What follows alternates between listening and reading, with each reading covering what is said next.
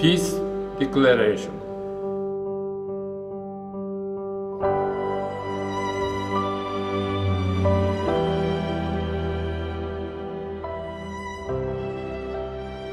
On this day, 76 years ago, a single atomic bomb instantly reduced a hometown to a scorched plain.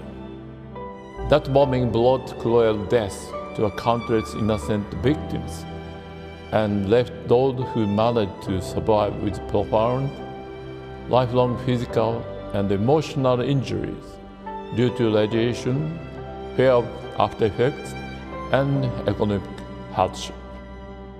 One survivor, who gave birth to a girl soon after the bombing, says, "As more horrors of the bomb came to light, and I became more concerned about their effects, I worried less about myself and more about my child, imagining the future awaiting my daughter.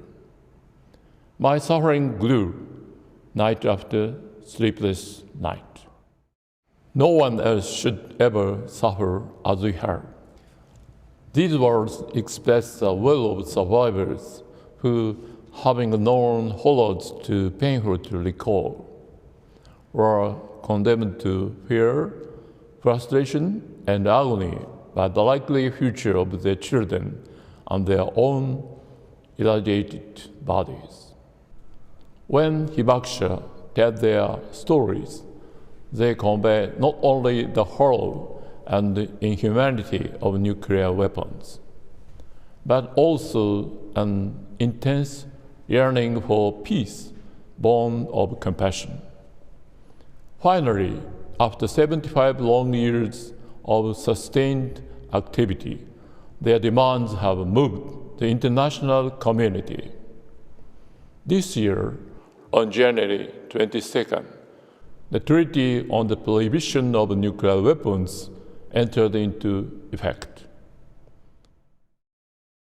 It remains now for world leaders to support this treaty, shifting their focus toward a truly sustainable society, free from nuclear weapons.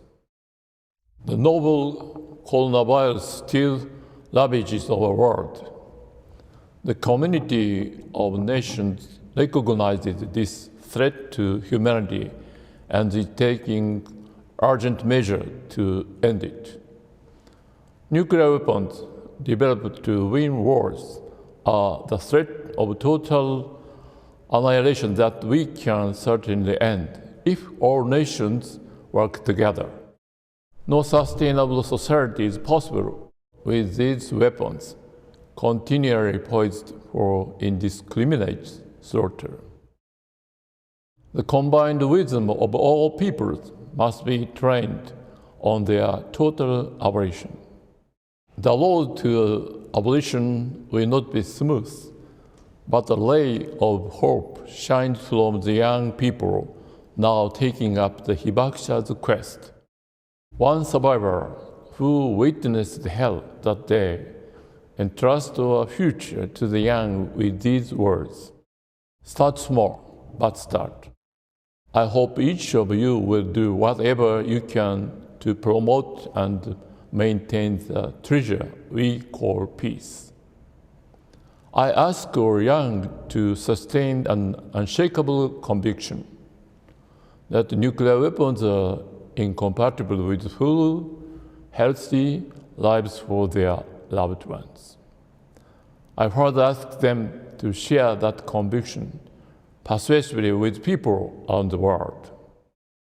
We must never forget that young people can certainly compel world leaders to turn away from nuclear deterrence. 3 years after the bombing, Helen Keller visited Hiroshima, encouraging its residents in the struggle to recover. Alone we can do so little. Together we can do so much. Her words remind us that individuals, when united, have the power to change the world.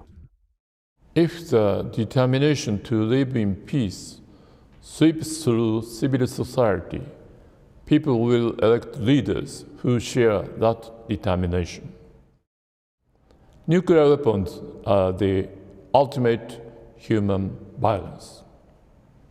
If civil society decides to live without them, the door to a nuclear weapon-free world will open wide. The atomic bomb city of Hiroshima will never stop preserving the fact of the bombing, disseminating them beyond borders, and conveying them to the future. With more than 8,000 mayors for peace member cities in 165 countries and regions, we will promote a worldwide culture of peace. In a global culture where peace is a universal value, world leaders will find the courage to correct their policies. Given the uncertainty concerning nuclear weapons derived from stalled disarmament negotiations, I have an urgent demand to make of world leaders. The time has come for a profound tactical shift away from reliance on threats towards security based on trust derived from dialogue. Experience has taught humanity that threatening others for self-defense benefits no one. Our leaders must understand that threatening rivals with nuclear weapons achieves nothing of value. But treating each other with empathy and building long-lasting friendships connect directly to national self-interest. To that end, I urge all world leaders to visit Hiroshima and Nagasaki, achieve a deeper understanding of the bombings, fulfill the disarmament mandate of a nuclear non-proliferation treaty, and join the discussion aimed at maximizing the effectiveness of the TPNW. With respect to the Japanese government, I request productive mediation between the nuclear and non-nuclear weapon states. Furthermore, in accordance with the will of the Hibakusha, I demand the immediate signing and ratification of the TPNW. Then constructive participation in the first meeting of states parties. Fulfilling the role of mediator must involve creating an environment that facilitates the restoration of international trust and security without reliance on nuclear weapons. The average age of our Hibakusha is close to 84. I demand more generous assistance for them and the many others suffering daily due to the harmful physical and emotional effects of radiation. I demand as well immediate relief for those exposed to the black flame. At this peace memorial ceremony marking 76 years since the bombing, we offer heartfelt prayers for the peaceful repose of the soul of the atomic bomb victims. Together with Nagasaki and like-minded people around the world, we pledged to do everything in our power to abolish nuclear weapons and light the way toward lasting world peace. August 6, 2021, Matsui Kazumi, Mayor, the city of Hiroshima.